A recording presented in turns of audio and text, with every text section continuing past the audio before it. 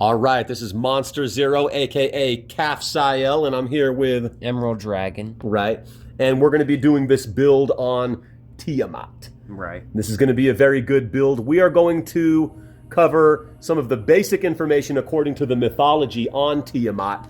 We're going to be reading from 3 different books. Right. And so Emerald Dragon here is going to read a section from each book, and it's going to cover, most of the standard mythology that most are familiar with regarding Tiamat. The reason why this build is important is because Tiamat is the Great Mother. Great Mother Dragon. Right, the divine... What's that? With 5 heads. With 5 heads, right. She is the divine feminine, the originator, creator, and destroyer. Right. Generator, operator, destroyer. So the first book we're going to read from is... From the 12th Planet book by Zecharia Sitchin. Right. And before we start reading, I want to say Zecharia Sitchin has his own interpretation of what the ancient Sumerian clay tablets are talking about. And, the ancient Sumerian clay tablets is where we get the knowledge of Tiamat from. According to Zecharia Sitchin's interpretation of it, this is not necessarily what the ancient Sumerian clay tablets say, but according to Zecharia Sitchin's interpretation, Tiamat was once a planet that collided with another planet, Marduk. And Marduk split Tiamat in half, and half of the planet Tiamat became what he calls the hammered bracelet, aka the asteroid belt, and the other half of Tiamat became Earth, hence Mother Earth, that we live upon. All right, so I want to start with Zecharia Sitchin's book, The 12th Planet, just to get like a general interpretation from his perspective of what the ancient Sumerian clay tablets are talking about, Right. which are written in cuneiform. So, yeah, go ahead and start reading The 12th Planet at this section right here, son. Go ahead. On most of the ancient cylinder seals that have been found, symbols that stand for certain celestial bodies, members of our solar system, appear above the figures of gods or humans. Akkadian seal from the 3rd millennium BC departs from the usual manner of depicting the celestial bodies. It does not show them individually, but rather as a group of 11 globes, encircling a large red star. It is clearly a depiction of the solar system as it was known to the Sumerians, a system consisting of 12 celestial bodies. Among the texts uncovered by Henry Layard in the ruins of the library of Ashurbanipal in Nineveh, there was one that told a tale of creation not unlike the one in the book of Genesis, that the broken tablets first pieced together and published by George Smith in 1876, parentheses, the Chaldean Genesis, conclusively established that there indeed existed an Akkadian text, written in the Old Babylonian dialect, that related how a certain deity created heaven and earth and all upon earth, including man. A vast literature now exists that compares the Mesopotamian text with the biblical narrative. The Babylonians' deity work was done, if not in 6 days, then over the span of 6 tablets, parallel to the biblical God's 7th day of rest and enjoyment of his handiwork. The Mesopotamian epic devotes the 7th tablet to the exaltation to the Babylonian deity and his achievements. Appropriately, L.A. King named his authoritative text on the subject the 7 tablets of creation, now called the Creation Epic. The text was known in antiquity by its opening words, Enuma Elish, parentheses, when in the heights. The biblical tale of creation begins with the creation of heaven and earth. The Mesopotamian tale is a true cosmogony, dealing with prior events and taking us to the beginning of time. Enuma Elish fa Nebu Shamamu, parentheses, when in the heights heaven had not been named, Sheplitu Amatum Shuma fa Zakret, parentheses, and below firm ground, parentheses, earth, had not been called. It was then the epic tells us that 2 primeval celestial bodies gave birth to the series of celestial gods. As the number of celestial beings increased, they made great noise and commotion, disturbing the primeval father His faithful messenger urged him to take strong measures to discipline the young gods, but they ganged up on him and robbed him of his creative powers. The primeval mother sought to take revenge. The god who led the revolt against the primeval father had a new suggestion. Let his young one be invited to join the assembly of the gods and be given supremacy so that he might go to fight single-handed the monster their mother turned out to be. Granted supremacy, the young god Marduk, according to the Babylonian version, proceeded to face the monster and after a fierce battle, vanquished her and split her in two. Of one part of her he made heaven, and of the other earth. He then proclaimed a fixed order in the heavens, assigned to each celestial god and a permanent position. On earth, he produced the mountains and seas and rivers, established the seasons and vegetation, and created man. In duplication of the heavenly abode, Babylon and its towering temple were built on earth. Gods and mortals were given assignments, commandments, and rituals to be followed.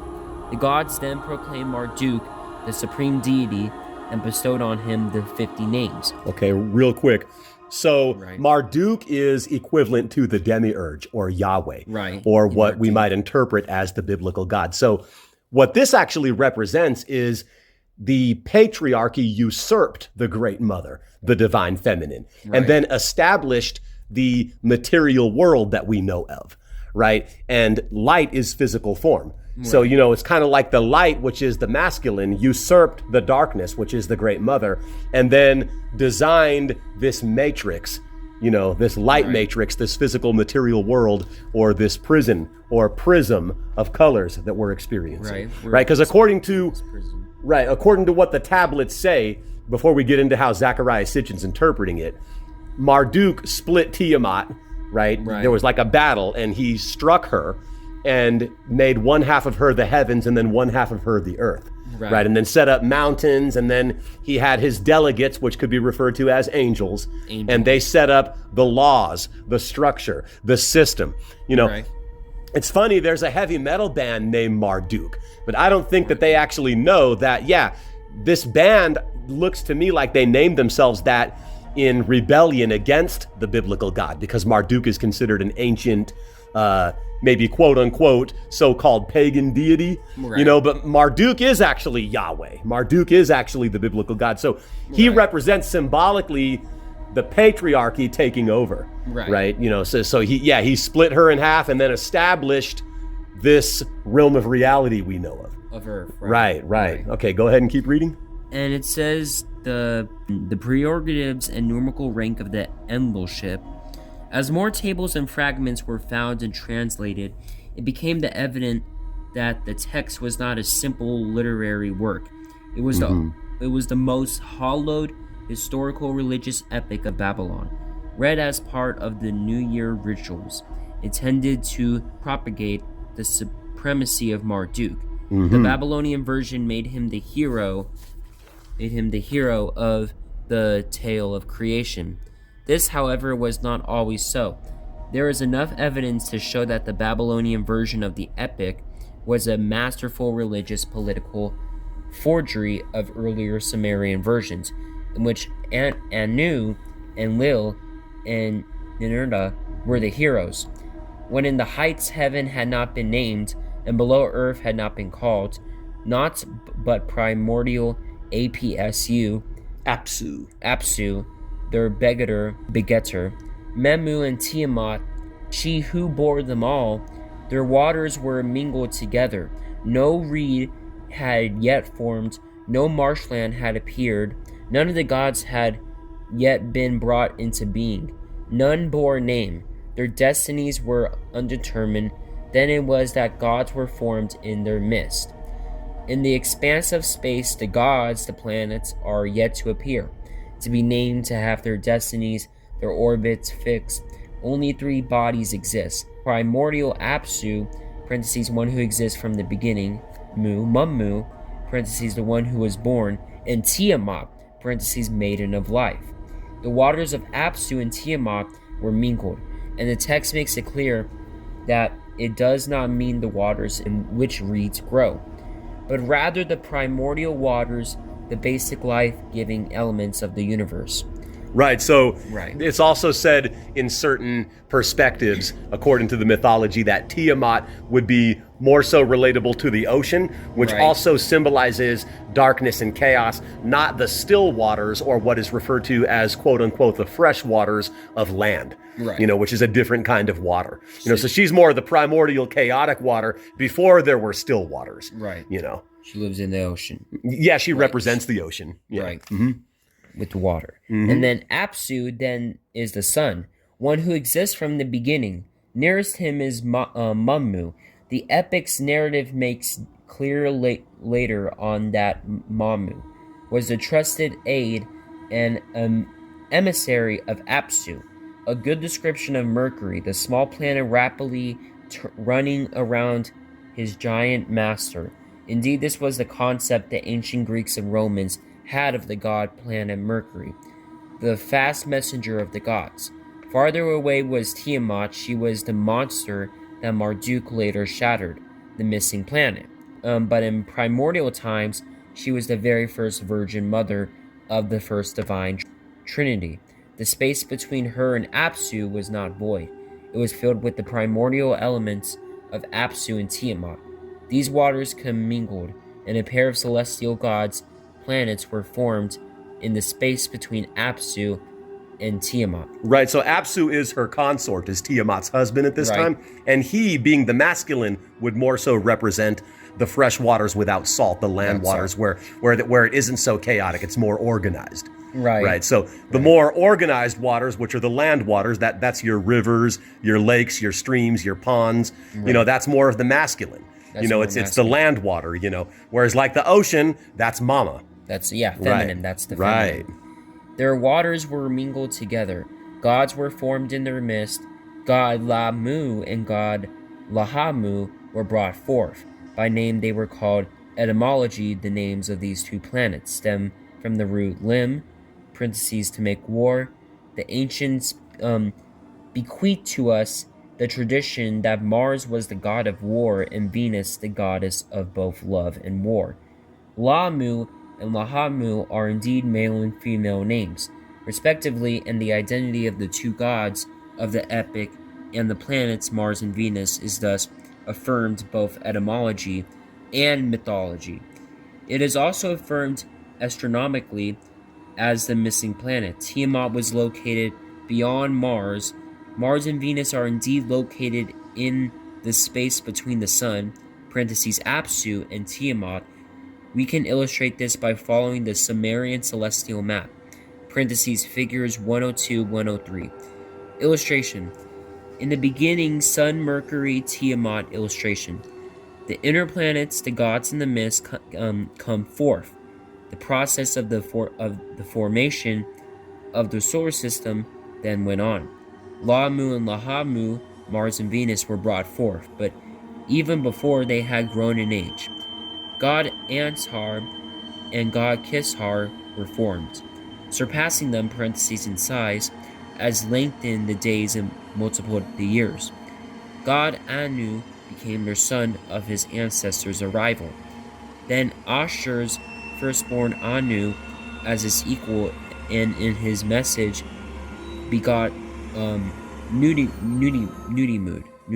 Right. And Anu, their son, is where Anunnaki comes from. Right. This is also the demiurge, the Abrahamic god. Right. This is the patriarchy that usurps the Great Mother. Right. But the Great Mother's rising back up. The Great Mother's going to return, and we're going to get into that pretty soon. With the Great Mother. All right. Yeah, stick with us. This is going to be a good build. With the end of the majestic drama of the birth of the planets, the authors of the creation epic now rise to certain on Act 2.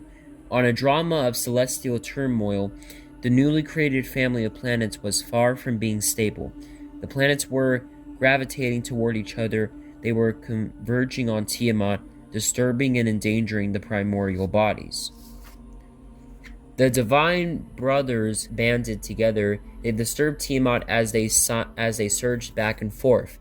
They were troubling the belly of Tiamat by their antics in the dwellings of heaven. Apsu could not lessen their clamor. Tiamat was speechless at their ways. Their doings were loathsome, troublesome were their ways. In the chamber of fates, the place of destinies, a god was engendered, most able and wisest of gods. In the heart of the deep was Marduk created. A new celestial god, a new planet now joins the cast. He was formed in the deep, far out in space, in a zone where orbital motion, a planet's destiny, had been imparted to him.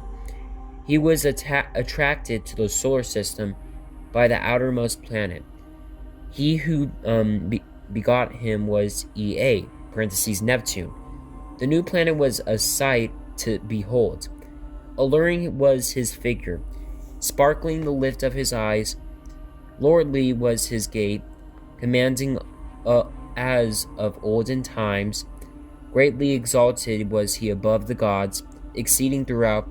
He was the loftiest of the gods, surpassing was his height. His members were enormous. He was exceedingly tall. Appearing from outer space, Marduk was still a newborn planet, belching fire and emitting radiation. When he moved his lips, fire blazed forth.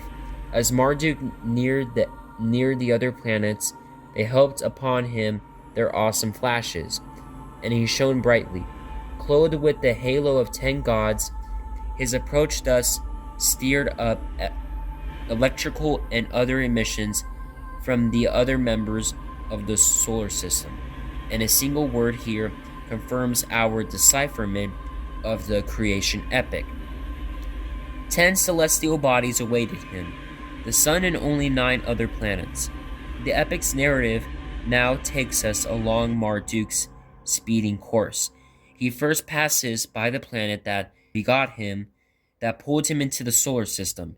The planet Ea/Neptune, as Marduk nears Neptune, the latter's gravitational pull on the newcomer grows in intensity.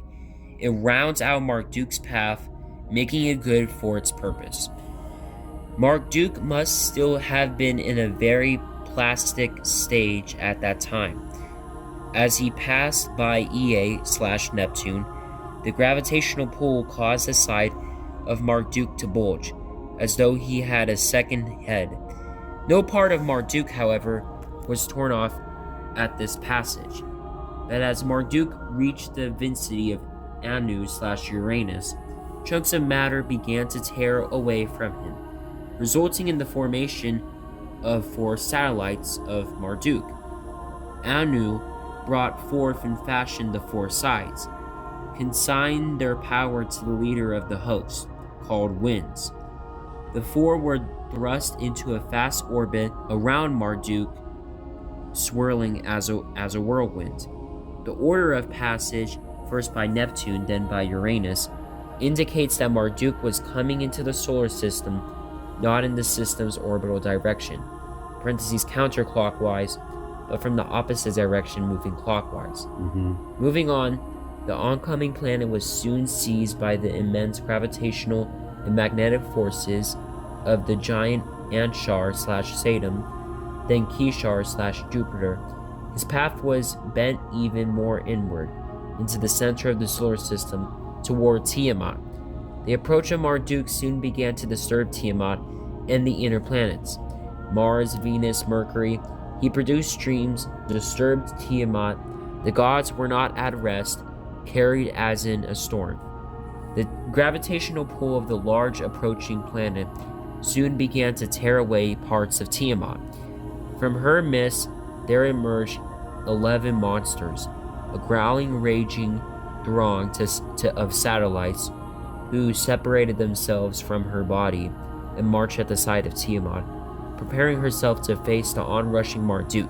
Tiamat crowned them with halos, giving them the appearance of gods, parentheses planets, of particular importance to the epic and to Mesopotamian cosmogony.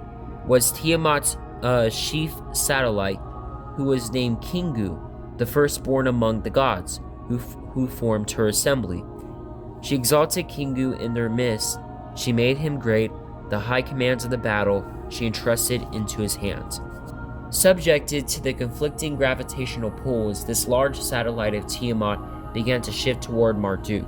It was this granting to Kingu of a tablet of destinies, a planetary path of his own, that especially upset the other planets, who had granted Tiamat the right to bring forth new planets. Ea asked. He took the problem to Anshar, the giant Saturn. All that Tiamat had plotted to him, he repeated. She has set up an assembly and is furious with rage. She has added matchless weapons. He has born monster gods. With all 11 of this kind, she has brought forth from among the gods who framed her assembly.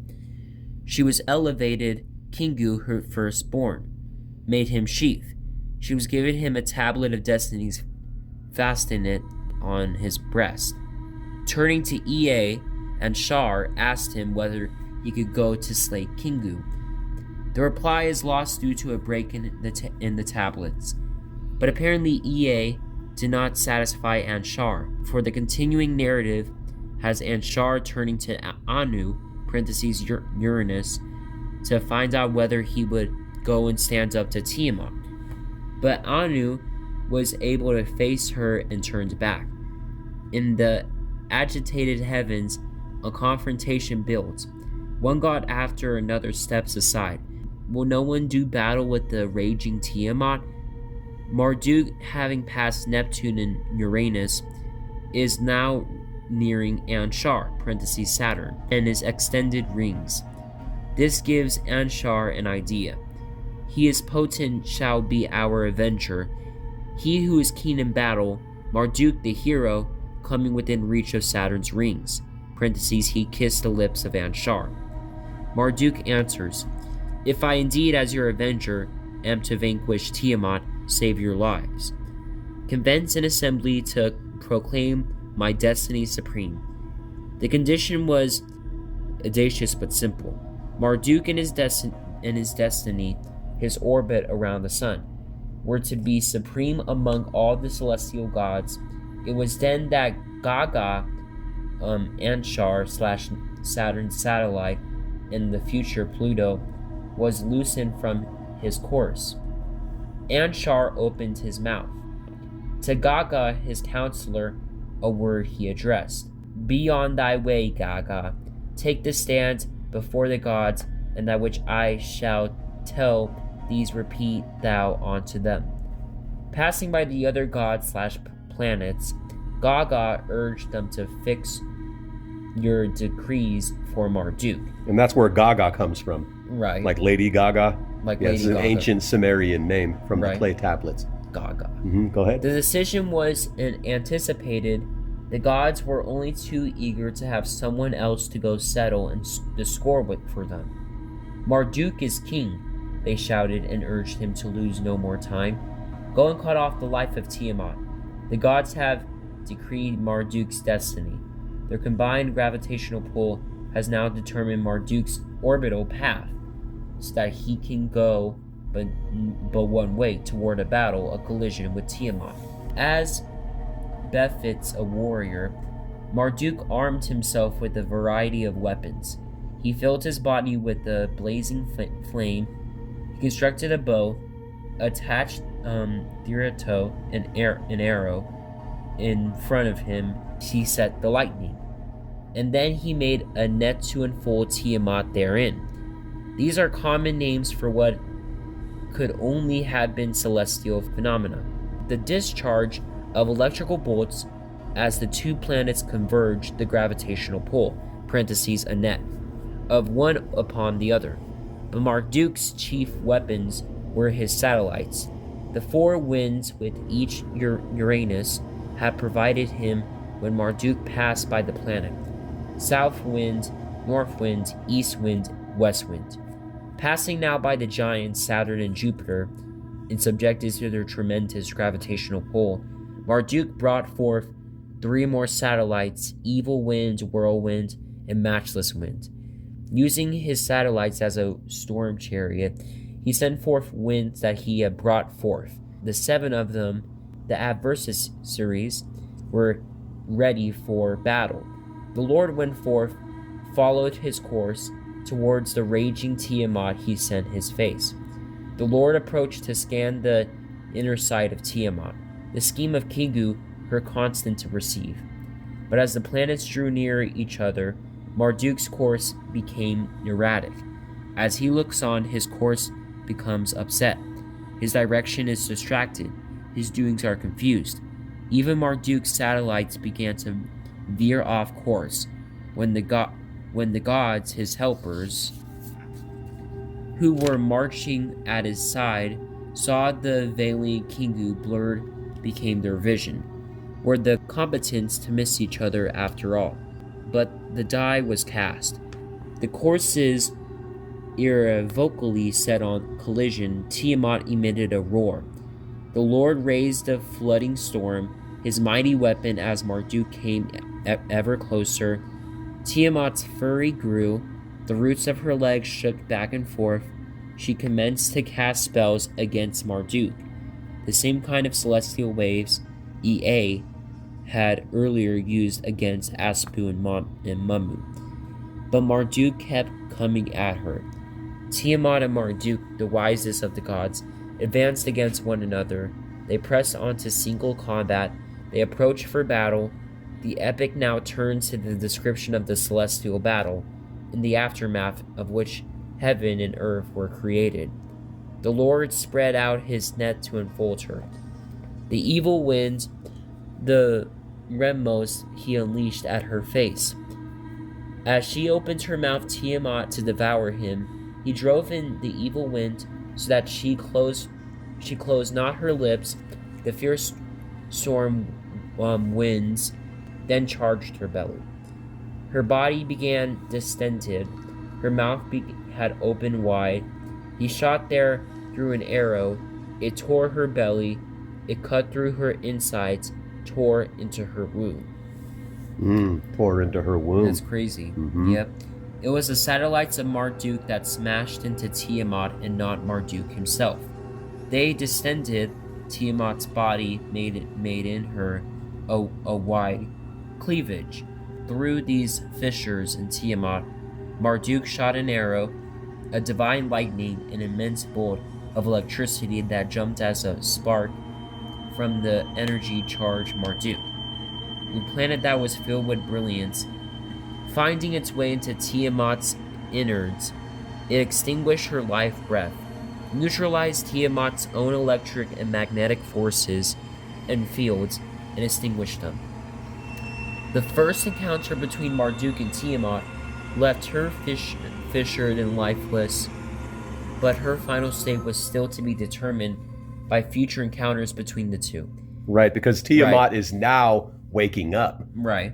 At the juncture we're at right now, She's waking the Great Mother's returning and the patriarchy's crumbling. We're going to get deeper into this. Go ahead. Kingu, leader of Tiamat's satellites, was also to be dealt with separately, but the fate of the other 10 smaller satellites of Tiamat was determined at once. After he had slain Tiamat, the leader, her band was shortened, her host broken up. The gods, her helpers, who marched at her side, trembling with fear, turned their backs about so as to save and preserve their lives. Right. So Marduk has now defeated Tiamat in the mythology, in the story. He split her in half. And he's now taken over to create this world we've been knowing of. Right, which is planet Earth. Right. Marduk, sweeping in the reserved direction in an orbital plane of his own, he shortened, broke the host of Tiamat into smaller comets, and affected them by his gravitational pull. His so-called net, thrown into the net, they found themselves ensnared. The whole band of demons that had marched on her side, he cast into fetters. Their hands he bound. Right, so Marduk, the demons are Tiamat's children. Right. Marduk defeated them and bound them up. Right. And there's 11 of those demons, particularly, and we're going to get into that. That's real interesting. We're going to get to that real soon. That's cool. And it says, tightly encircled, they could not escape. Right. But after the battle, though, was over, Marduk took away from Kingu the Tablet of Destinies, parentheses Kingu's independent orbit, and attached it to his own, parentheses Marduk's breast. His course was bent into permanent solar orbit. From that time on, Marduk was bound always to return to the scene of the celestial battle. Having vanquished Tiamat, Marduk sailed in the heavens, out into space around the sun. Right, so remember, Right. like throughout the patriarchy in these Abrahamic religions that have been dominant, especially the past 6 days, the past 6,000 years, Right. you know, what have we been taught? Darkness is bad, demons are bad, you know, male is superior, Right. you know, wives submit to husbands, you know, all of this, you know, Right. we've been in the patriarchal paradigm, Right. you know, because Tiamat, the great mama, the great dragon, she's been asleep. Right. She's coming back. She's waking back up. Right. And this is symbolic in its meaning in more ways than one. We're Right. going to get into it. Go ahead. Ea/slash Neptune, whose desire Marduk achieved, Anshar/Saturn, whose triumph Marduk established.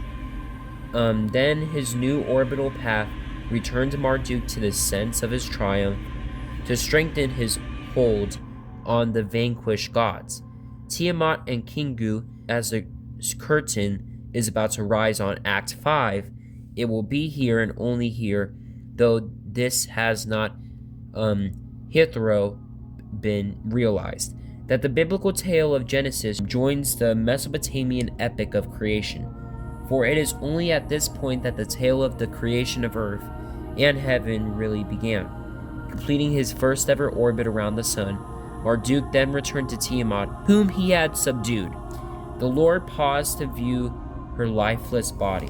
Right. So when it's saying the Lord, it's talking about Yahweh. A.k.a. Marduk, you know, a.k.a. the Demiurge, a.k.a. Yaldabaoth, a.k.a. YHVH, YHWH, a.k.a. Yaqub, the grafter of the Adamu, the creator of Right. Adam, the Right. grafted man. You know, Right. all of this. We're going to get into it. All the names Yep, get of in. the creator. Go ahead. And it says, to divide the monster, he then artfully planned. Then, as amused, he split her into 2 parts. Marduk himself now hit the defeated planet, splitting Tiamat in 2, serving her skull or upper part. Then another of Marduk's satellites, the one called North Wind, crashed into the separated half. The heavy blow carried this part, destined to become Earth, to an orbit where no planet had been orbiting before. The Lord trod upon Tiamat's hinder part. With his weapon, the connected skull, he cut loose. He served the channels of her blood, and caused the north wind to bear it, to places that had been unknown. Earth had been created. The lower part he had another fate. On the second orbit, Marduk himself hit it, smashing it to pieces. Tiamat has been split. Its shattered half is the heaven. The asteroid belt, the other half, Earth, is thrust to a new orbit by Marduk's satellite. North Wind, Tiamat's chief satellite, Kingu, becomes Earth's moon. Her other satellites now make up the comets.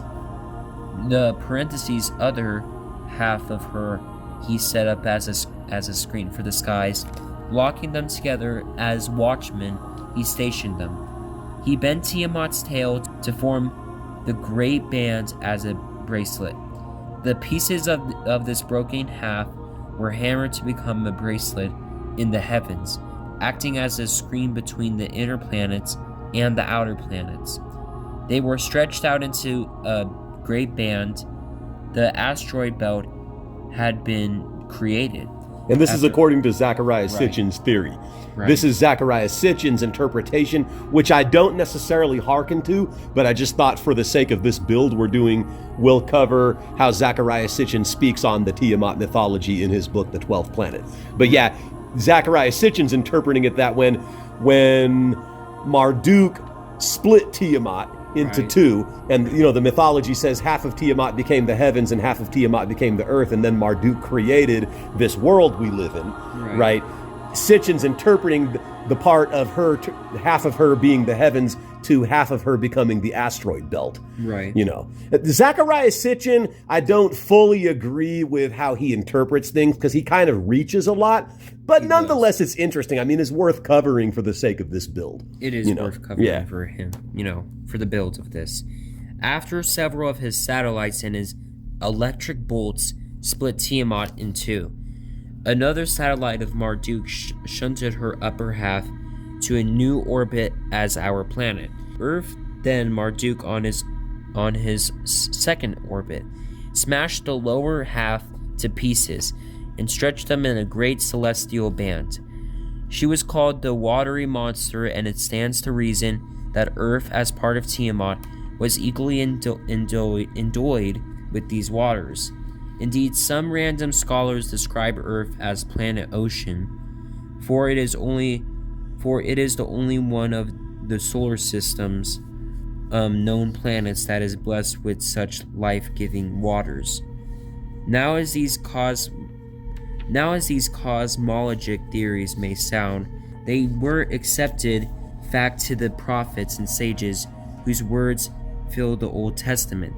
The prophet Isaiah recalled the primeval days when the might of the Lord carved the haughty one, made spin the watery monster. Right, so Sitchin's basically suggesting that the reason why Earth is mostly water is because it's half of Tiamat, the watery mother. Right. You know.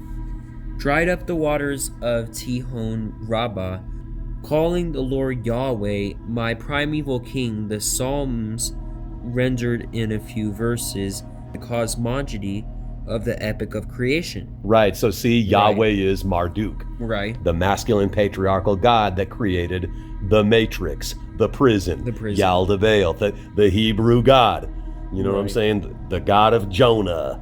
You know what I'm saying? The God of David, the God of Abraham, that Old Testament God throughout the whole Old Testament, going all the way up to Malachi. Right. That's the demiurge. That is the demiurge. By thy might the waters thou disperse. The leader of the watery monsters thou didst break up. Job recalled how the celestial Lord also smote the assistance of the haughty one, and with impressive astronomical sophistication exalted the Lord, who the hammered canopy stretched out in the place of Tehom. The earth suspended in the void. His powers the waters did arrest. His energy the haughty one did cleave. His wind the hammered bracelet measured out. His hand the twisting dragon did extinguish. Biblical scholars now recognize that the Hebrew Tihum watery deep, stems from Tiamat, that Tihum Rabbah means great Tiamat, and that the biblical understanding of primeval events is based upon the Sumerian cosmologic epics. It should also be clear that first and foremost among these parallels are the opening verses of the book of Genesis, describing how the winds of the Lord hovered over the waters of Tehum, and how the lightning of the Lord (Marduk in the Babylonian version) lit the darkness of space as it hit and split. Tiamat creating Earth, and the Reikaya (literally the hammered bracelet). Right, so it's suggesting that this is what the book of Genesis is referring to, the ancient Sumerian clay tablets, the Enuma Elish. The epic of creation. The creation, right. And the celestial band, Hitirdo, translated as firmament, is called the heaven. The book of Genesis, 1-8, explicitly states that it is the hammered out bracelet that the Lord had named heaven, Shaman. The Akkadian text also called this celestial zone. The hammer bracelet Rakis, and describe how Marduk stretched out Tiamat's lower part until he brought it to an end, fastened into a permanent great circle. The Sumerian sources leave no doubt that the specific heaven, as distinct from the general concept of heavens in space, was the asteroid belt. Our Earth and the asteroid belt are the heaven and earth of both Mesopotamia and biblical references, created when Tiamat was dismembered by the celestial Lord. After Marduk's north wind had pushed Earth to its new celestial location, Earth obtained its own orbit and around the sun, resulting in our seasons, and received its axial spin, parentheses giving us day and night. The Mesopotamian texts claim that one of Marduk's tasks after he created Earth, was indeed to have allotted parentheses to Earth the days of the sun, and established the presence of day and night. The biblical concepts are identical, and God said, "Let there be lights in the hammered heaven, to divide between the day and the night, and let them be celestial signs, and for the seasons, and for days, and for years." And that's Marduk talking. Right. Let there be light, separated the days from the night, created the matrix, Right. the material prison. That's what he's talking about. Mm-hmm. And putting Tiamat's head, parentheses Earth, into position, he raised the mountains thereon. He opened springs, the torrents to draw off. Through her eyes, he released the Tigris and Euphrates from her teats. He formed the lofty mountains, drilled springs for wells, the water to carry off, as part of the new celestial order upon earth. Marduk made the divine moon appear, designated him to mark the night, to find the days every month.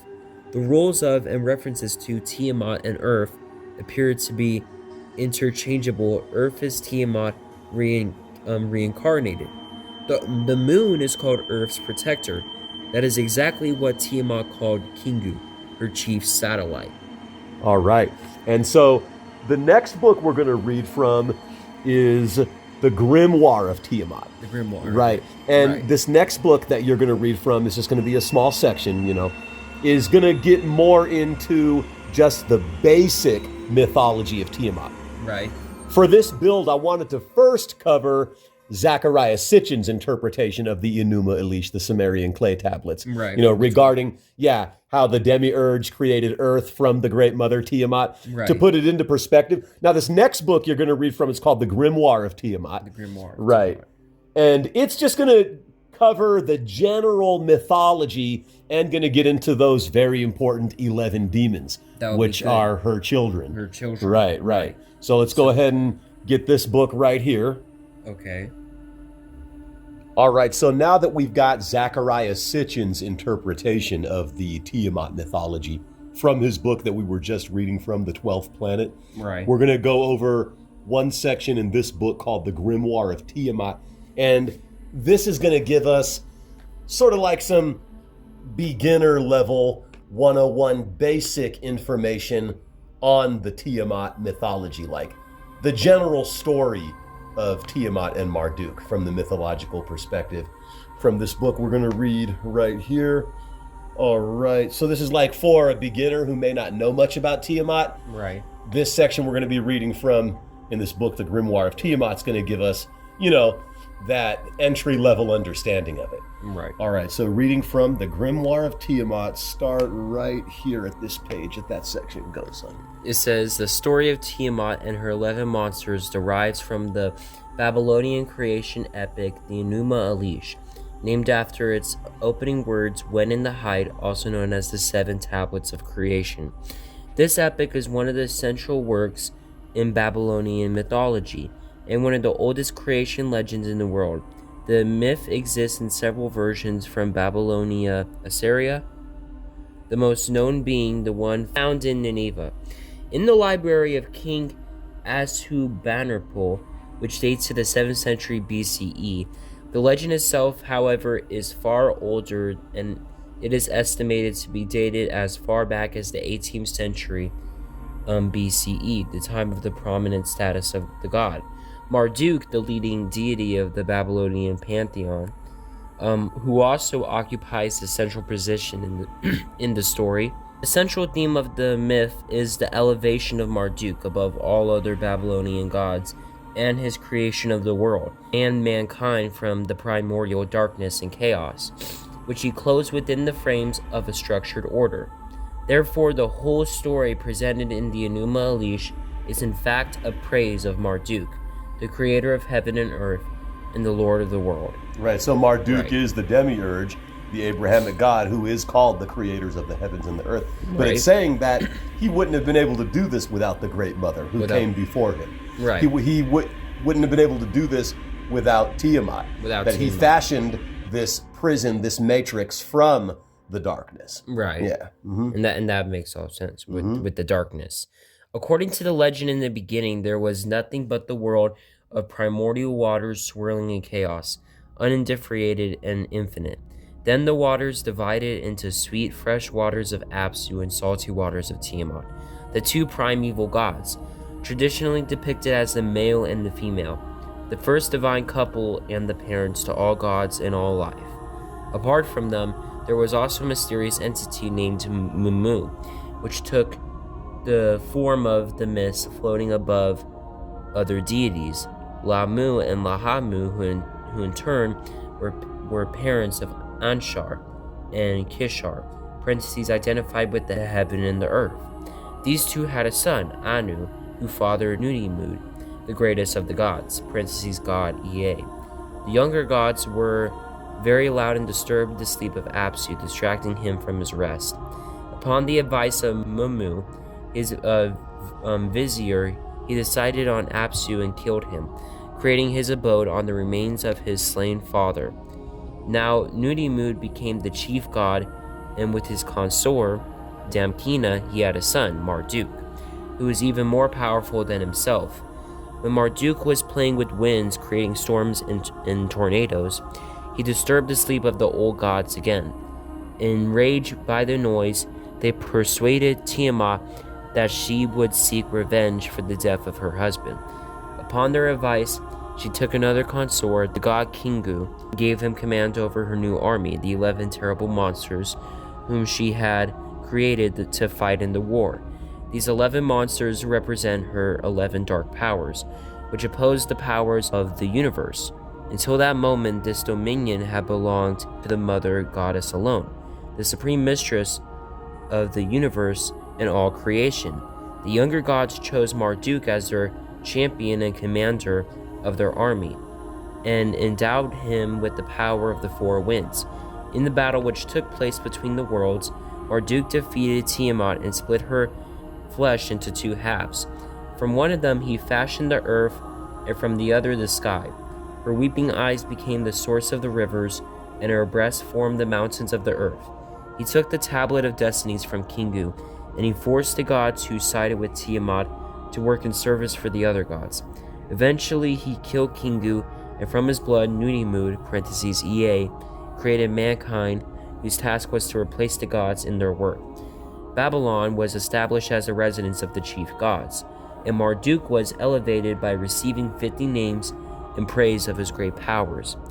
The first mother in the Enuma Elish, Tiamat, is described as Umu Hebor, who formed all things. The name Hubor sometimes refers to the river in the underworld. She is also related to the Hebrew concept of Tihom, the great deep of the primordial waters. Tiamat and Apsu personified the cosmic abyss filled with primal energies which preceded the original creation, while Apsu, as vizier Mumu, is thought to be the archetypal watery form, and his name is sometimes translated as mold matrix. The ancient Mesopotamians believed that the world was a flat, circular disk surrounded by a saltwater sea. The earth was a continent which floated on a second sea, the freshwater Apsu, from which all waters, including springs, rivers, wells, and lakes, flowed on the land. The sky was a solid disk above the earth, which curved to touch the earth at its rim. The heaven, or the habitation of the gods, was above the sky. The first mother goddess was the primordial source of all life, the embodiment of primal chaos, the cosmic womb, which gave birth to all gods and all souls. She held dominion over the forces of creation, and she possessed the power to shape destinies, which is symbolic of the supreme authority over the whole universe. In the Enuma Elish, when of the gods none had been called into being, and none bore a name, and no destinies were obtained, she was the first force of creation, the origin of life, the source of all movement and evolution. Right, so Tiamat, the great mother, the divine feminine, was before there was ever any Abrahamic God, before there was ever any demiurge, any creation, any physical material universe. Right. She's the originator. She is the originator. Right, the Abrahamic God's only the creator and originator of the other side, material form, or what some refer to as Universe A. But Right. Universe B came before Universe A. Before Universe Right. A, right. It's older.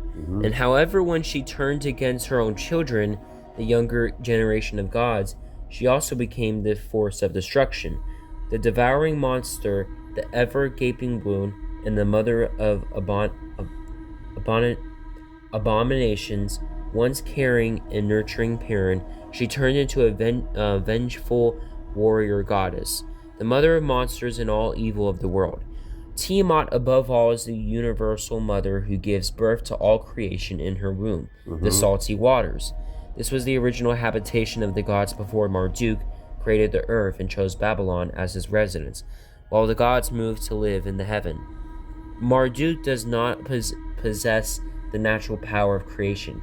His power is the divine speech, the attribute of all patriarchal gods from world's regions.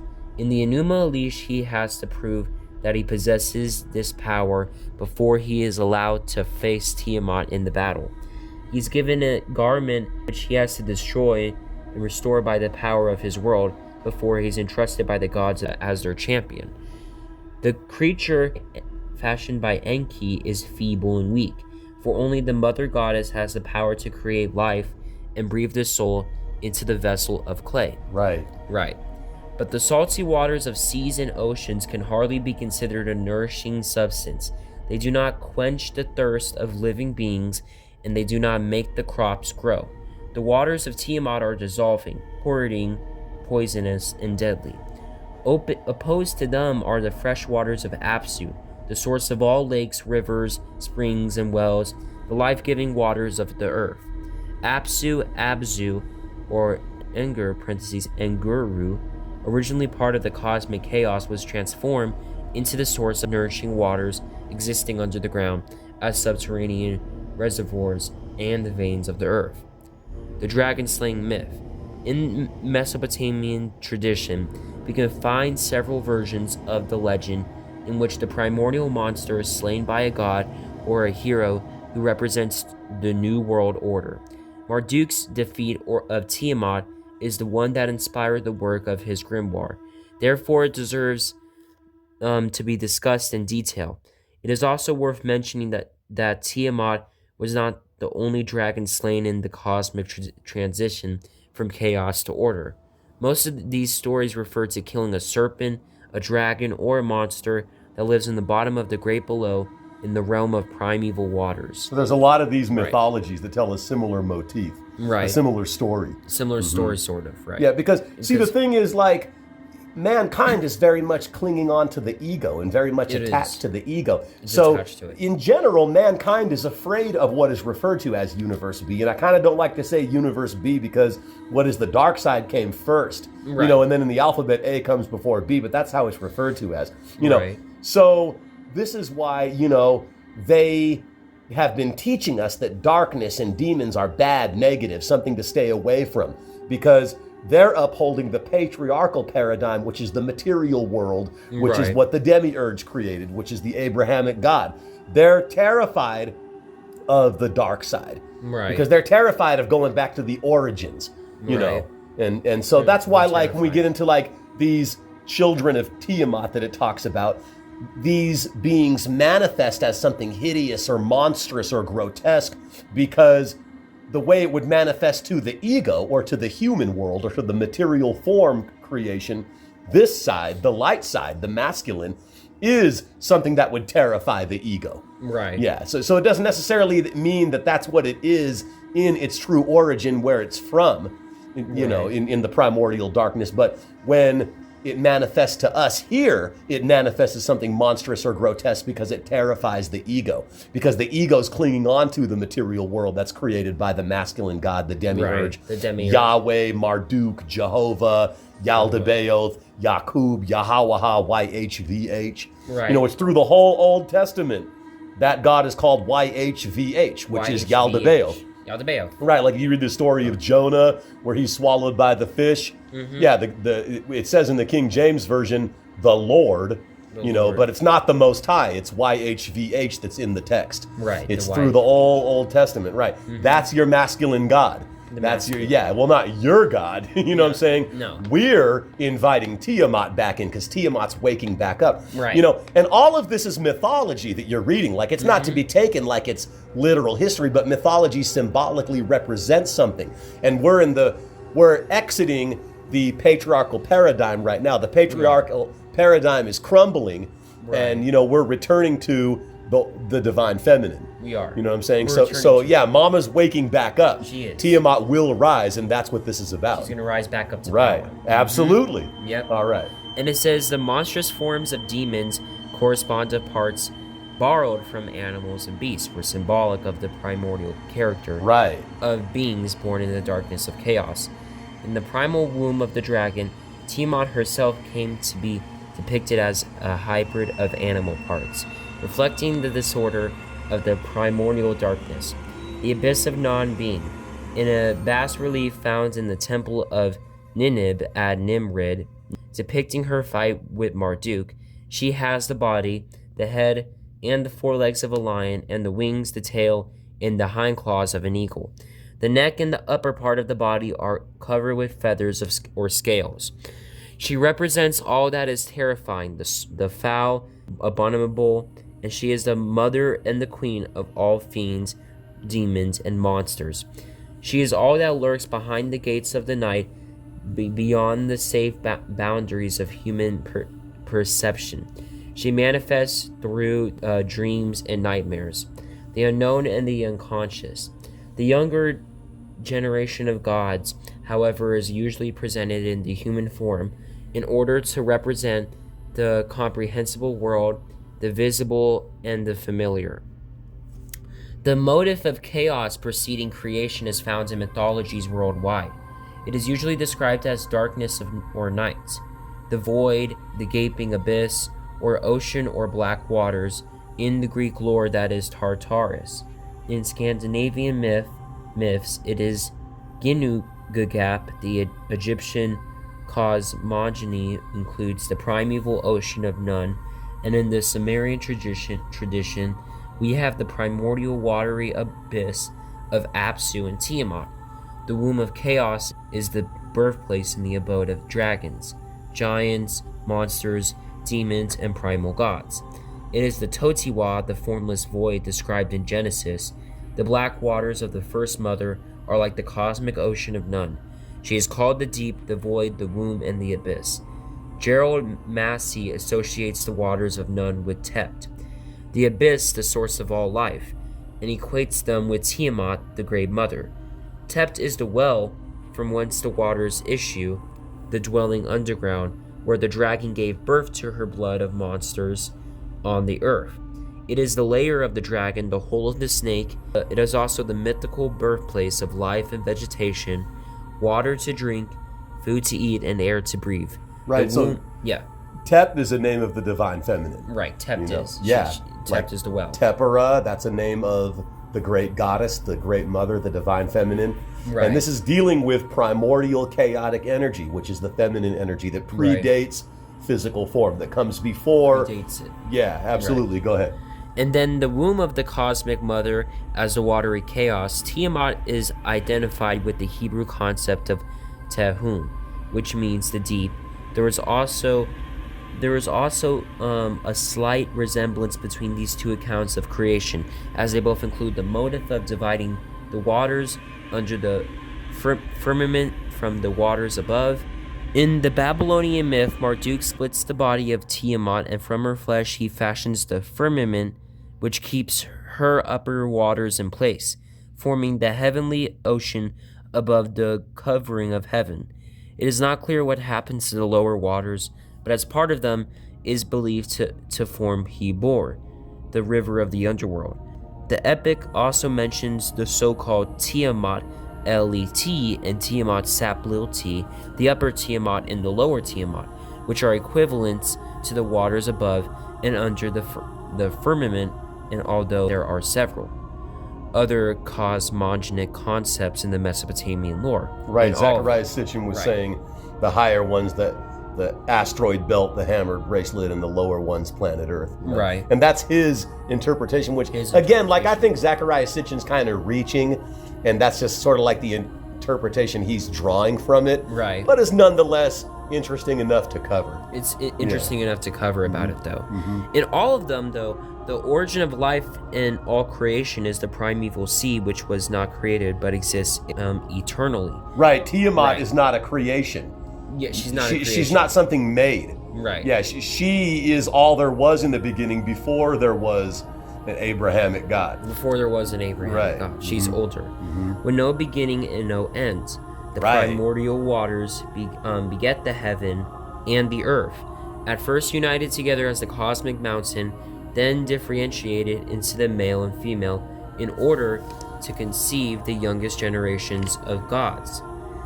The primordial mother is either the sea or the earth, identified with such goddesses as Ninmah, Great Queen, Nirnzanhag, Queen of the Cosmic Mountain, or Nintu, Queen who gives birth.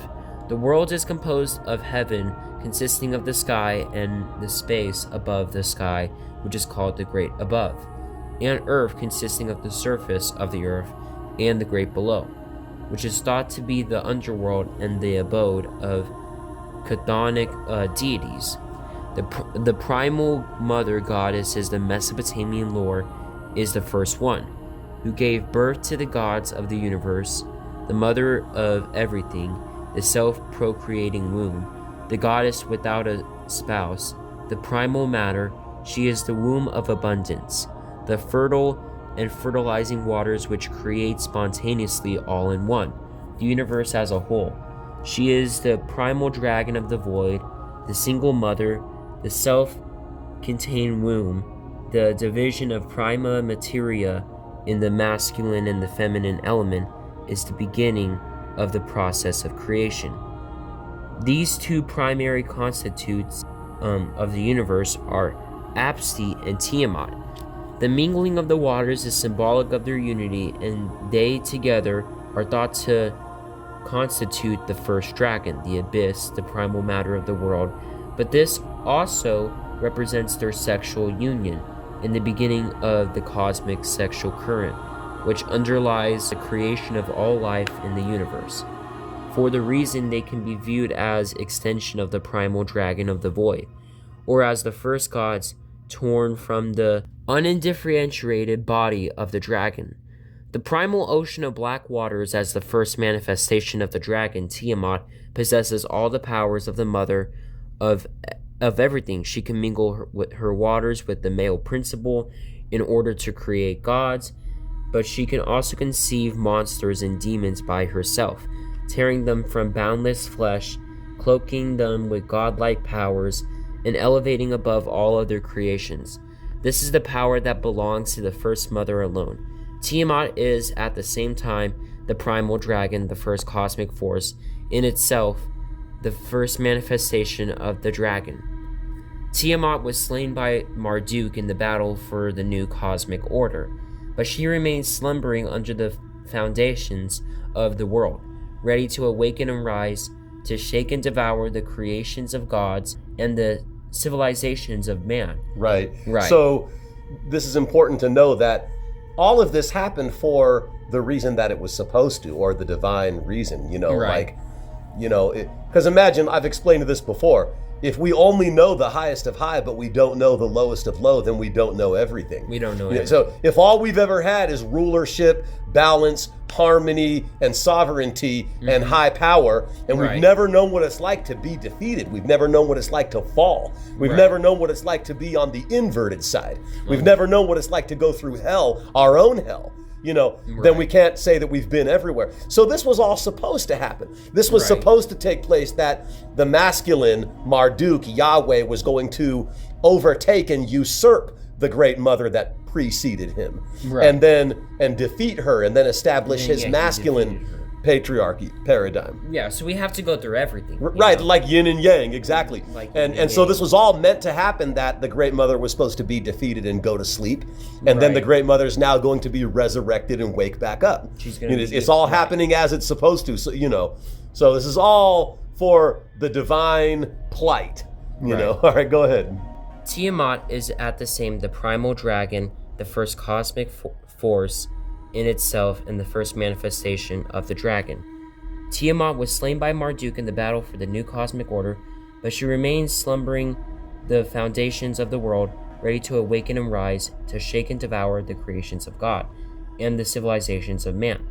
For she is the one who gives birth to all things and swallows them in the eternal cosmic cycle. Her flesh and bones constitute the structure of the world. Her blood flows through the veins of all living beings on earth, and her primal consciousness dwells at the root of the human mind. Right, so all of us are really her. Right. Like, we talk about the Ouroboros symbol, the Damballa, which is the snake eating its own tail. Right. Which, like, I have that symbol on the wall there. Right. Yeah, everything's really her. She's actually asleep projecting all of this, the Great Mother, the Divine Feminine. So, in that symbol, we have the serpent eating its own tail, the snake swallowing itself, right, in a circular symbol. The Abrahamic God Yahweh would be the tail, right. and she's the head of the snake. She's devouring herself. She's devouring the lower part of herself, which is him. Right. All of this is going to be swallowed up. Everything that the lower level Abrahamic God created. Right. Right, go ahead. Okay. So she is the inner dragon, the dragon within, the serpent Kundalini, which awakens and opens consciousness from the flow of Ophidian and Draconian currents. She is the force that cannot be tamed or locked within the boundaries of a structured order. She rises from within, lifting the soul beyond the gates of the night, where consciousness is shattered in the womb of chaos. Decomposed and stripped from mundane conditioning, she is the seducer to the wanderers on the path of flames, who emblazes the divine spark in their blood. She is the mother to those who dare to descend into the heart of darkness in order to be reborn in her womb and to rise to the heights of heavens on her flaming wings. That's us. Right. Mm-hmm. And she is also the destroyer of the weak and the false, those who choose stagnation and ignorance over desire and evolution. That's the religious people. That is the religious people right there. But Tiamat is also the dragon without the fearsome force of nature. The thunderstorms, the fire, and the volcanoes, the ferocity of hurricanes and tornadoes, the destructive force of floods, the sudden terror of lightning. Tiamat wields all the powerful and ominous weather phenomena that have never been tamed by man. Her energy constitutes the magnetic field of the whole planet and flows through the mystical veins of the earth in the form of dragon lines or ley lines. Right, Tiamat is also the external forces of chaos in Yahweh's creation. Right. So she is of the primordial darkness that preceded the material, but she's also the chaotic forces within the material. That means that she's the goddess within and the goddess without. Right. All right. Which are believed to connect the power spots, parentheses, ancient vortices of cosmic energy, or the chakras of the earth. These vortices resonate with the dragon energy, which can be tapped by the mind aligned with the draconian current, by those who have awakened the primal essence of the dragon within their consciousness. That's us. Right. And man is the flesh and the blood of the dragon. Awareness of this legacy unlocks the gateways within our souls through which we can claim the primal potential, rise up to the stars on the wings of the dragon, reach out for the tablets of destinies, and become the gods incarnate, the supreme rulers of the universe.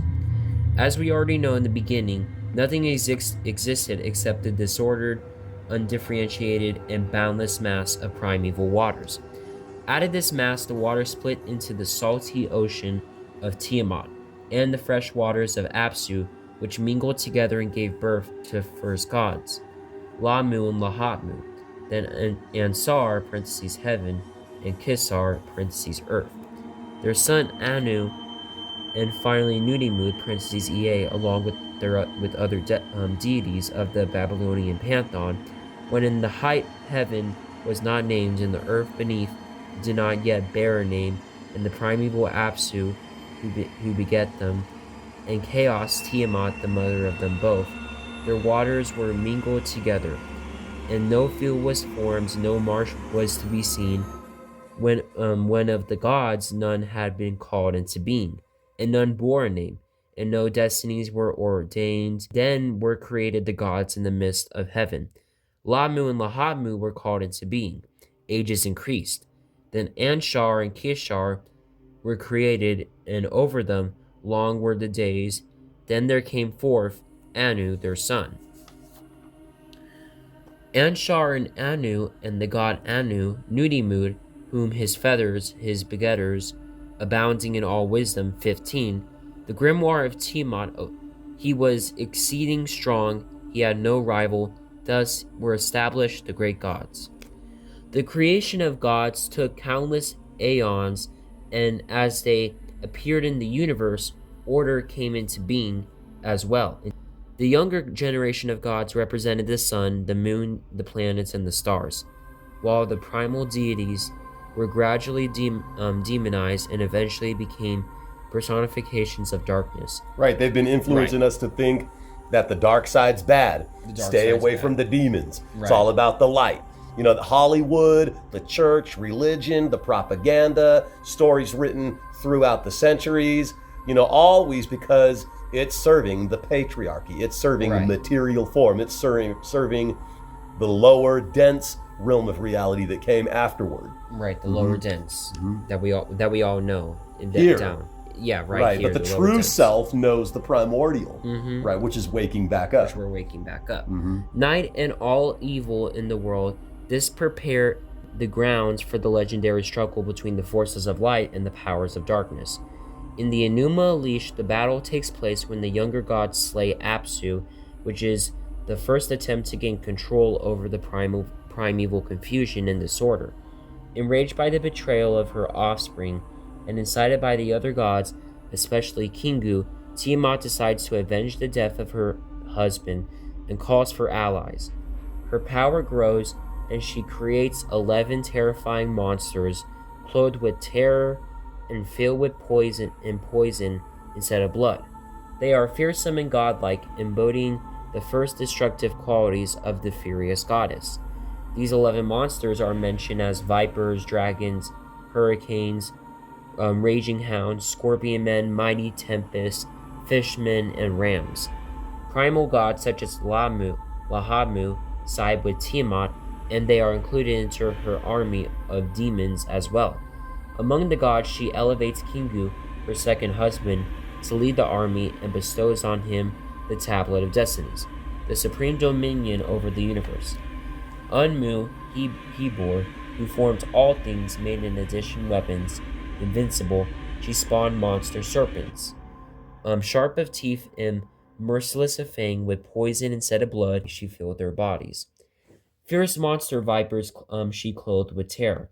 With splendor she decked them. She made them of lofty stature. Whoever beheld them, terror overcame him. Their bodies reared up, and none could withstand their attack. She set up vipers and dragons, and the monster of Lahatmu, and hurricanes, and raging hounds, and scorpion men, and mighty tempests, and fishmen and rams. They bore cruel weapons without fear of the fight. Her commands were mighty, none could resist them. After this fashion, huge of stature, she made 11 kinds of monsters among the gods who were her sons, and as such as he had given her support. She exalted Kingu in their midst. She raised him to power, to march before the forces, to lead the host, to give the battle signal, to advance to the attack, to direct the battle, to control the fight. Onto him she entrusted the costly remnant she made him sit, saying, I have uttered thy spell in the assembly of the gods. I have raised thee to power. The dominion over all the gods have I entrusted unto him. Be thou exalted, thou my chosen spouse. May thy magnify thy name over all of them, the Anunnaki.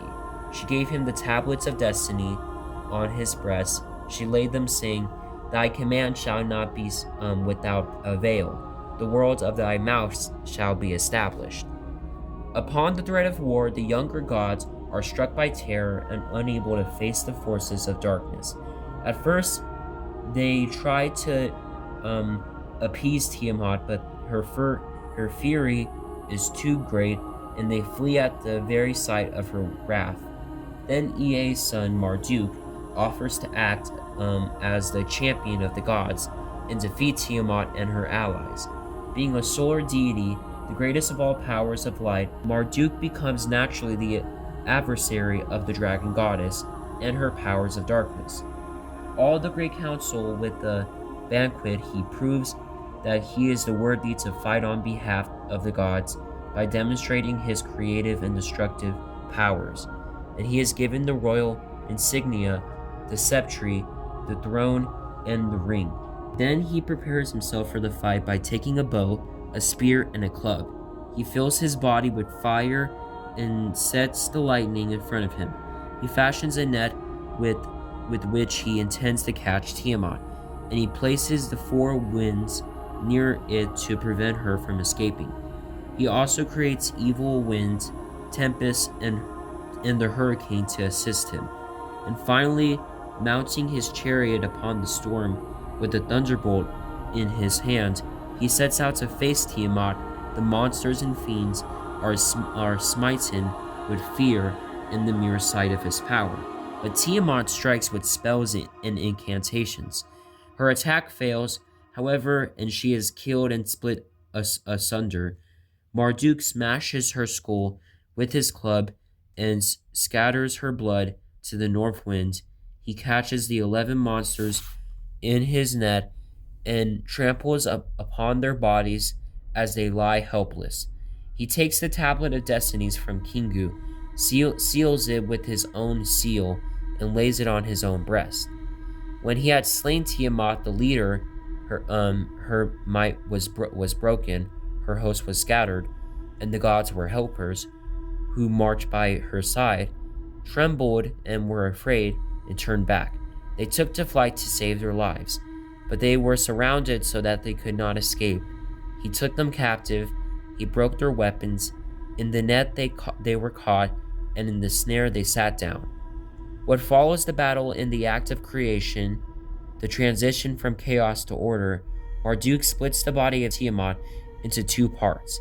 From one half he fashions the dome of heaven, and from the other he constructs the abode of his father, which he places over the deep, i.e. Apsu. Between the waters of Tiamat and the newly created world he places a bolt and a watchman to ensure the primordial chaos will not threaten the new order. He split her up like a flat fish into two halves. One half of her established as a covering for heaven. He fixed a bolt. He stationed a watchman and bade them not to let her waters come forth. Now he creates Isara, the mansion of heaven, the dwelling place of the gods, and he continues the process of creation by organizing the planets and the stars, regulating the sun and the moon, and establishing the calendar. He sets the signs of the zodiac and associates each sign with a particular month. Then, however, the gods begin to complain that their existence is barren because they lack worshippers who would build them temples and bring offerings. For this reason, Marduk decides to create a human being upon Ea's advice. He chooses to sacrifice one of the gods and use the divine blood for his new creation. At the council of the gods, the choice falls on Kingu, who is the instigator of the fight and who was held captive after the defeat of Tiamat. Marduk kills him, and from his blood, the god Ea fashions mankind for the service of the gods. Now, the gods who sided with Tiamat and were initially forced into labor for the service of the victorious deities, are freed from their work and replaced by man. Babylon is established as a residence of Marduk, and he is given 50 names and chosen as the supreme. The battle of light and darkness, the ruler of the world, and the king of all the gods, the last part of the epic contains a long praise of the chief god and his glorious accomplishments. It is worth notice that initially Marduk planned to form man from his own blood mixed with earth. Such account was given by Berosus in the 3rd century BCE in the myth of Bel (Marduk and Tiamat). In the Babylonian epic, Marduk also declares to create a bone for forming man. It is interesting to note that the Assyrian word for bone used in the text (Isimtum) is the equivalent of the Hebrew word asin (bone), which is used in the narrative of the creation of woman in Genesis 8. The blood of Bel was used not only in the creation of men, but also in that of animals. Man, however, was the culmination of Marduk's creative work, even though the original rule of humanity seems to be rather dismal and pitiful, as they was interpreted in a literal sense in the deities in the temples. Likewise, the king were clothed, fed, cared for, etc. by the courtiers and priests. The legend of Marduk served as the foundation of patriarchal religion, based on the worship of the solar deity, the representative of the chief god, the king, his consort, the children, or the servant gods, all receive the service of the rest of mankind. Right, because Yahweh, the demiurge, the Abrahamic god, Marduk, Yaldabaoth, Yahweh, didn't fully know what he was doing when he created mankind in the material world. Right. He semi knew what he was doing. He semi knew. Right. From a magical perspective, however, the key to understand the metaphysical meaning of the myth rests on the motive of primordial chaos, being bound and locked with within the structures of the new world order. Marduk defeated Tiamat and her spawn, but did not destroy them. Instead, he made an attempt to tame and suppress these forces by including them in the newly created structure of the universe. Tiamat's soldiers became his trophies. They were disarmed, and several of them became the servants of Marduk, and later came to be recognized as his symbolic animals, like e.g., the Masusu serpent. Tiamat herself became the part of the world as the living nature and the embodiment of the Mother Earth concept. The blood of Kingu, demon warrior god, was believed to flow in humans, its demonic element being bound and dormant.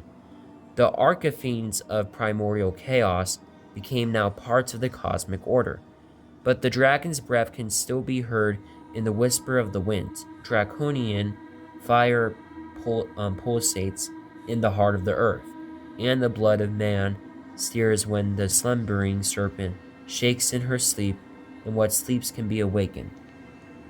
The Hebrew concept of Tehum, associated with the primal dragon goddess in the Kabbalah, refers to the first of the 7 internal habitations, which correspond to the Qliphoth.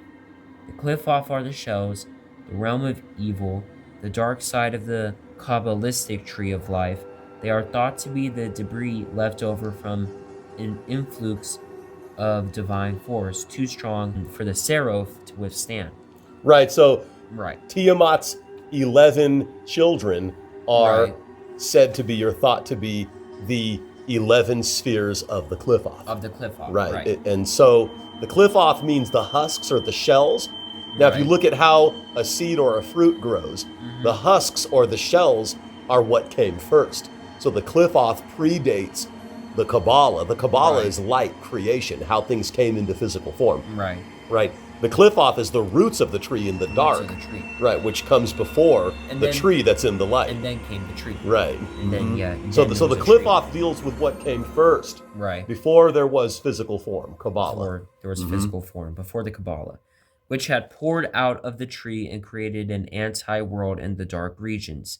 They are inhabited by the demons, malevolent spirits responsible for all evil in the world. Right. So Right. what is evil in the material, physical, earthly, demiurge God created world Right. is sort of like agents of the darkness in this world, such this as world. us. Right. Like we're agents of chaos, agents We of the are. darkness in this material, organized, Saturnian demiurge world. Right. Right.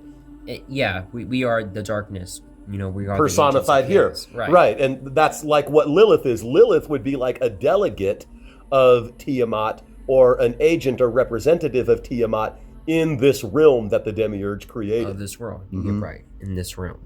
The cliff off is the anti-structure to the tree of Sephiroth. And while there are 10 Sephiroth to signify the unity and perfection of God, there are 11 cliff off to disturb the original balance represented by the number 10. The highest cliffa, Thamael, which stands in opposition to the divine unity of Kether, is split in two and called the twin god. Each cliffa represents an adverse aspect of the corresponding Sephra and is considered to be its antipole. These forces are sometimes identified with the 11 powers of Tiamat and her 11 demons. The whole tree of Cliffoff is thought to be dark, feminine, and personified by a female deity. Most often, this is Lilith, who acts as the first adversary and initiator of mankind, while the primal dragon goddess Tiamat, who embodies the very source of the forces of chaos, exists outside the structures of creation and beyond emanations of divine light. The 11 monsters of Tiamat are mentioned in the Enuma, along with the terms that signify their nature or species, but not exactly their names. Not exactly, Right, so now we're going to read just a small section from the Necronomicon, and this is the Simon edition of the Necronomicon. Right. Right, and it's going to reveal to us that Tiamat, the Great Mother, who existed in the beginning, who is actually the creator of Marduk, who usurped her, right? She is the creator of Yahweh, right? Yahweh is actually subordinate to her. She's above Yahweh. Right. This section of the Necronomicon, the Simon rendering, right, is going to reveal to us that Tiamat is in fact Shaitan. She is Shaitan. Right. So all praise be to her. Right. All praise be to her. Right. Go ahead and read. Basically, there are two sets of gods in the mythos. The elder gods, about whom not much is revealed, save that they are a stellar race that occasionally comes to the rescue of man, and which corresponds to the Christian light, and the ancient ones, about which much is told. Right, and the ancient ones are the Titans. The right? Titans. The great old ones. Great old Tiamat, her children, The Olympians are the Johnny-come-lately. That's your Adam, your grafted man, your demiurge, Abrahamic God, It's represented by, there's a good show called Chaos. Which shows how, these beings that fashioned what they fashioned after the Great Mother eventually fall. Right. Because they're ego. Right. They are the ego. Right. Mm-hmm. And sometimes in great detail who correspond to darkness. These latter are the evil gods who wish nothing but ill for the race of man, and who constantly strive to break into our world through a gate or door that leads from the outside in. There are certain people among us who are devotees of the ancient ones, of us, and who try to open the gate so that this evidently repulsive organization may once again rule the earth.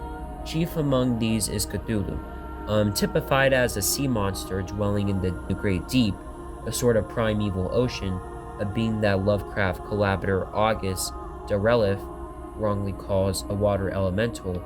There's also Azathoth, the blind idiot god of chaos, Yog Sothoth, Azathoth's partner in chaos, Shub-Niggurath, the goat with the 1,000 young, and others. They appear at various times throughout the stories of the Cthulhu mythos, in frightening forms which test the strength and resourcefulness of the protagonists in their attempts to put the hellish things back to whence they came.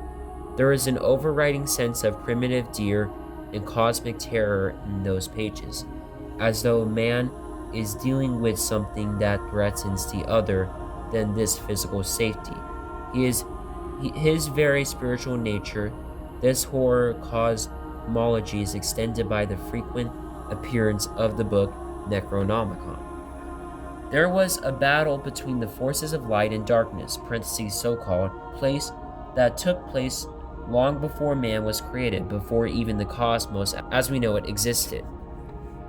It is described fully in the Enuma Elish and in the bastardized version found in the Necronomicon, and involved the ancient ones led by the serpent Muma Tiamat and her male counterpart Absu, against the elder gods, called such in the end, led by the warrior Marduk, son of the sea god, and Ki, lord of magicians, of this side, what could be called white magicians. Although close examination of the myths of ancient times makes one pause before attempting to judge which of the two warring fractions was good or evil, Marduk won this battle in much the same way that later St. George and St. Michael would defeat the serpent again.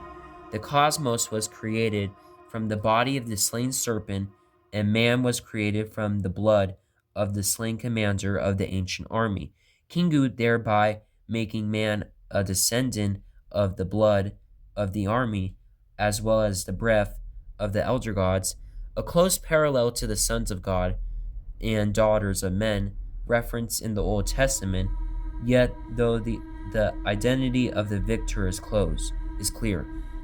There were and are certain persons and organizations that dared side with the vanquished, believing the ancient ones to be a source of tremendous and most unbelievable power. Worship of the ancient ones in history, let them curse it that curse today, who are skillful to ruse.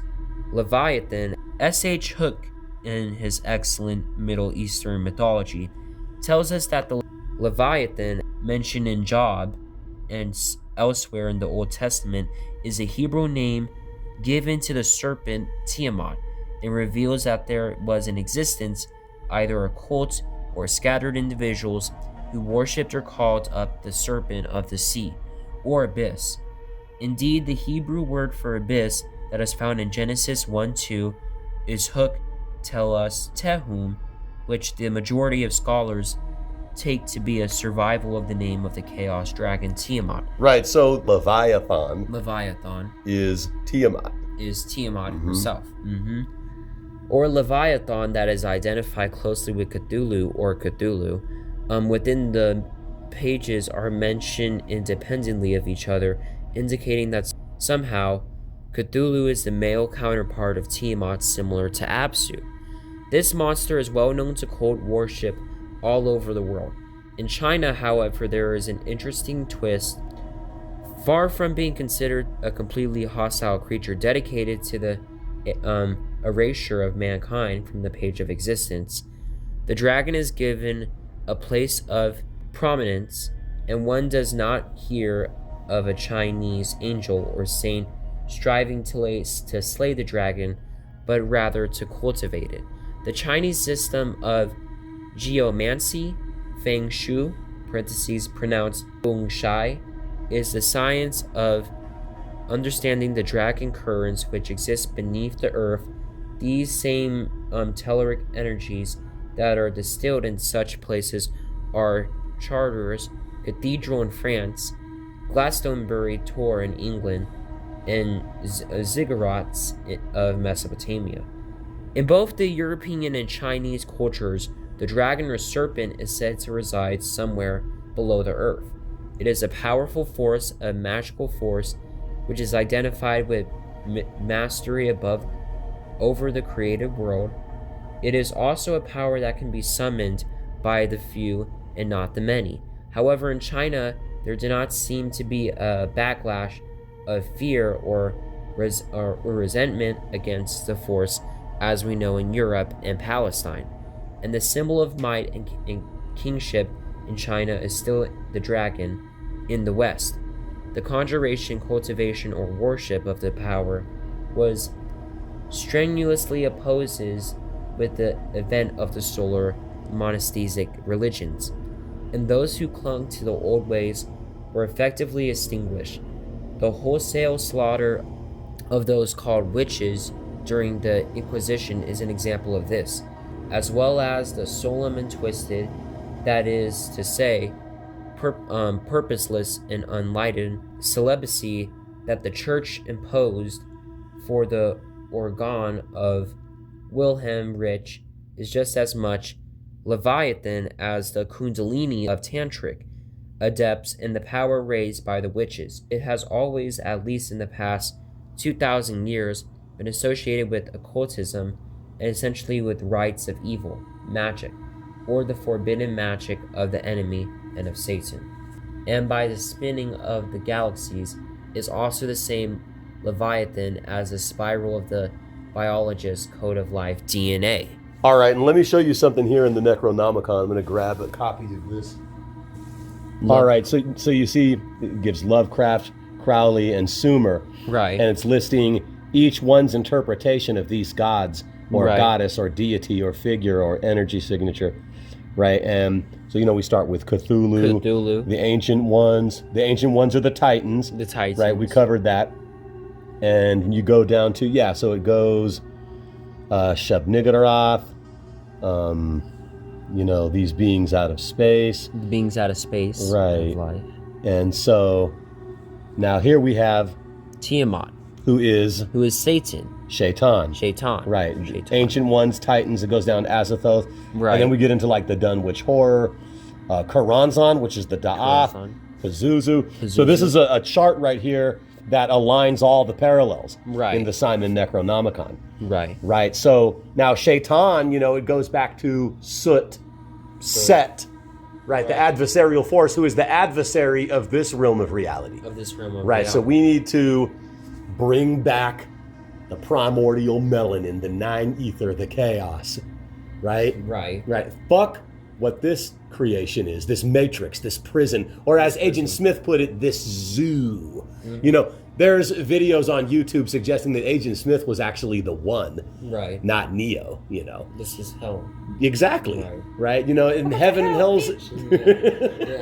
All right. Peace out, y'all. Peace out.